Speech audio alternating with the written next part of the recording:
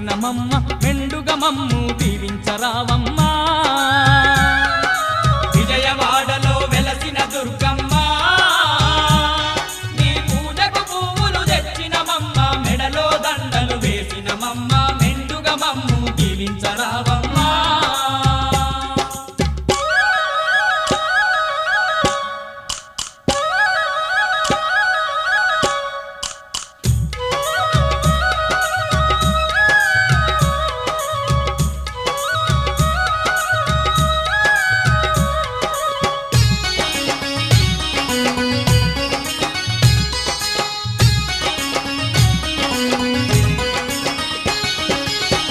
పళ్ళతో పూజలు నీకు అన్న పూజలతో అర్చన